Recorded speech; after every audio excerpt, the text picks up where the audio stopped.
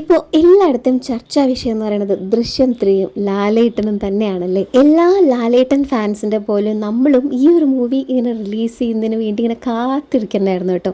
Movie release ചെയ്തതിൻ്റെ next day തന്നെ നമ്മൾ ടിക്കറ്റ് ബുക്ക് ചെയ്തിട്ടുണ്ട്. ഇപ്രാവശ്യം എല്ലായിടത്തും നിറയെ മാങ്ങയൊക്കെ ഉണ്ടായിട്ടുണ്ടല്ലേ. നമ്മുടെ വീട്ടിലും അതേ നിറയെ മാങ്ങയൊക്കെ ഉണ്ടായിട്ടുണ്ടായിരുന്നു.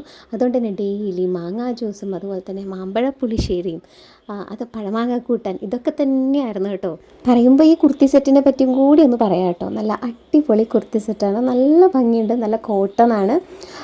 അതിൻ്റെ കൂടെ തന്നെ വരണതാണ് കേട്ടോ ഈ ഷോളും. നമുക്ക് എന്താ പറയുക, നല്ല കംഫർട്ടബിളായിട്ട് വെയർ ചെയ്യാൻ പറ്റും. പിന്നെ അത് മാത്രമല്ല ബ്ലാക്ക് എല്ലാവരുടെയും ഫേവറേറ്റ് ആണല്ലേ. ബ്ലാക്കും റെഡും കൂടി വരുമ്പോൾ അത് നല്ല ഭംഗിയായിട്ടുണ്ട് കേട്ടോ. അതുപോലെ തന്നെ രണ്ട് സൈഡിലത്തെ ആ ഒരു വർക്ക് കണ്ടില്ലേ, അവിടെ രണ്ട് സൈഡിലും പോക്കറ്റൊക്കെ വരുന്നുണ്ട്. അതാണ് ശരിക്കും അതിൻ്റെ ഹൈലൈറ്റ് എന്ന് പറയുന്നത്. അപ്പോൾ നല്ല ഭംഗിയുള്ള ഒരു ഡ്രസ്സ്. അപ്പോൾ ഞാനിത് എവിടെയെങ്കിലുമൊക്കെ നിങ്ങൾക്ക് വേണമെന്നുണ്ടെങ്കിൽ അതിവിടെ ടാഗ് ചെയ്യാം, അതിലൊന്ന് പോയി നോക്കിക്കോളൂ കേട്ടോ. നല്ല അടിപൊളി ഡ്രസ്സാണ്. ഇപ്രാവശ്യം ദൃശ്യം കാണാൻ പോകാൻ അമ്മമ്മയും കൂടെ ഉണ്ട് കേട്ടോ. അതും തിയേറ്ററിലേക്ക് വർഷങ്ങൾക്ക് ശേഷമാണ് തിയേറ്ററിലേക്ക് സിനിമ കാണാൻ വരുന്നത്. നിങ്ങളൊക്കെ ഓർക്കുന്നുണ്ടോ എന്നറിഞ്ഞൂടാ. ദൃശ്യം 1ഉം ദൃശ്യം 2ഉം ഒക്കെ ഇരുന്ന് അമ്മമ്മ കണ്ടതിന് ശേഷമുള്ള വീഡിയോ നമ്മളുടെ ചാനലിൽ തന്നെ ഇട്ടിട്ടുണ്ടായിരുന്നു. അങ്ങനെ ദൃശ്യം 3 റിലീസായ സമയത്ത് അമ്മമ്മയുടെ അടുത്ത് ചോദിച്ചു പോരുന്നോന്ന്. അപ്പോൾ എന്തായാലും വരാമെന്ന് പറഞ്ഞ് അങ്ങനെ അമ്മമ്മേനെയും കൂട്ടിയിട്ടാണ് ഇപ്രാവശ്യം നമ്മൾ തിയേറ്ററിലേക്ക് പോയിട്ടുള്ളത് കേട്ടോ. ഫസ്റ്റ് ഹാഫൊക്കെ നല്ല അടിപൊളിയായിട്ട് പോയി. അങ്ങനെ നമ്മൾ ഇൻ്റർവെല്ലൊക്കെ കഴിഞ്ഞ് നമ്മളങ്ങനെ സ്നാക്സ് അങ്ങനെ കുറേ സംഭവങ്ങളൊക്കെ വാങ്ങിച്ച് തിരിച്ചെത്തി. ഇനിയാണ് കഥ.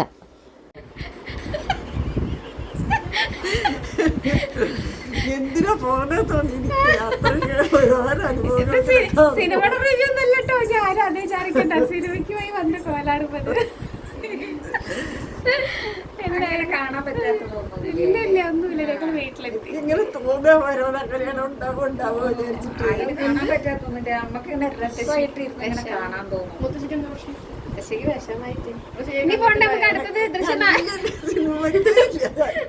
സംഭവം എന്താണെന്നറിയോ, മൂവി കാണാൻ പോയിട്ട് ക്ലൈമാക്സ് ഇങ്ങനെ എത്തുന്ന സമയത്ത്, അതായത് ക്ലൈമാക്സിൻ്റെ മുന്നേ ആയിട്ട് തന്നെ ഞാനും അമ്മമ്മയും തിയേറ്ററിൽ നിന്ന് ഇറങ്ങിപ്പോരേണ്ടി വന്നു. അതെന്താണ് കാര്യം എന്നുള്ളത് ഞാൻ നമ്മളുടെ ലോങ് വീഡിയോ ഇട്ടിട്ടുണ്ട്, അതിലുണ്ട് കേട്ടോ പറഞ്ഞിട്ട്.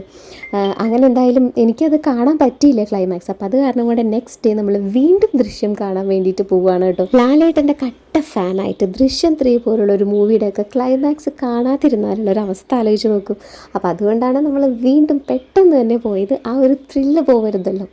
എന്തായാലും മൂവി കണ്ടു കഴിഞ്ഞപ്പോഴാണ് എൻ്റെ അമ്പോ, ഇനി കാണാത്തവരുണ്ടെങ്കിലുണ്ടല്ലോ വല്ലതും പറഞ്ഞു പോയിട്ടുണ്ടെങ്കിൽ നമ്മളത് സ്പോയിലറായി പോകും. അതുകൊണ്ട് നേരിട്ട് പോയി കണ്ട് തന്നെ അറിയണം കേട്ടോ. അത് ഒന്നും പറയാനില്ല മക്കളെ, കിഡുവാണ്. ലാലേട്ടൻ തകർത്തു. എന്തിനാ കാണാതെ ഇറങ്ങി പോകുന്നതെന്നുള്ളത് ലോങ് വീഡിയോയിലുണ്ട് കേട്ടോ, ഒന്ന് കണ്ടു നോക്കണേ.